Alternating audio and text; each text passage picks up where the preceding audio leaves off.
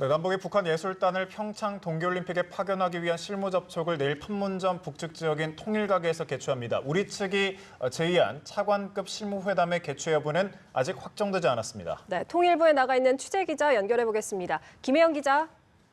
네, 북한 예술단의 평창 동계올림픽 파견을 위한 남북 간 실무 접촉은 내일 판문점 북측 지역인 통일각에서 열립니다.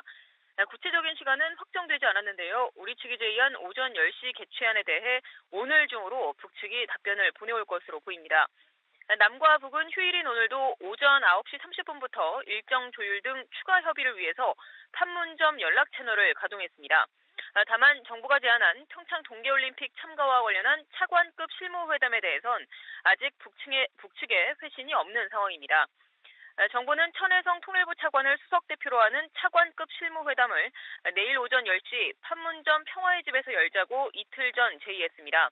하지만 북측은 이튿날인 어제 차관급 회담이 아닌 북측 예술단 파견을 위한 실무 접촉을 역제의했고 정부가 이를 받아들였습니다.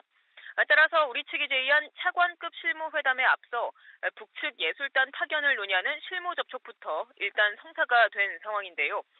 남측에서는 수석 대표 이유성 문화체육관광부 문화예술정책실장과 이원철 코리안 심포니 오케스트라 대표이사와 정치용 예술감독 그리고 한종욱 통일부 과장 등이 나섭니다.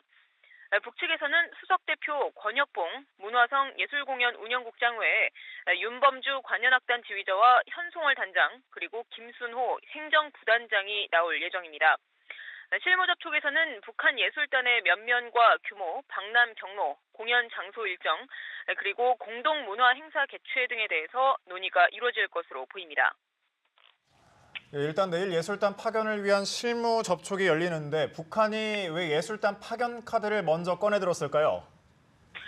네, 일단 북한 입장에서는 동계올림픽에 파견이 가능한 선수단의 규모가 작습니다. 경기 실적과는 무관하게 다른 형식을 통해서 북한의 체제 안정성과 평화 이미지를 부각할 필요성이 있는 상황인데요. 예술단을 통해 평화를 상징하는 올림픽의 성공적인 개최에 북한도 역할을 했다는 이미지를 환기시키려는 목적이 큰 것으로 판단됩니다. 다만 실무 접촉 관계자를 관현악단 관계자들로 구성한 건 정치적 논란을 피하려는 일종의 배려가 담긴 것 아니냐 이런 해석도 나오고 있습니다. 북측 대표단 명단에서는 지난해 10월 당 중앙위원회 후보위원에 오른 현송월 모란봉악단장의 이름이 가장 눈에 띄었습니다. 현송월 단장은 지난 2012년 김정은 집권 이후에 만들어진 모란봉악단의 초대 단장으로 악단 정치의 선봉 역할을 하는 인물입니다. 과거 김정일 정권의 대표적인 예술단체인 보천보 전자악단의 성악가수로 먼저 이름을 떨치기도 했는데요.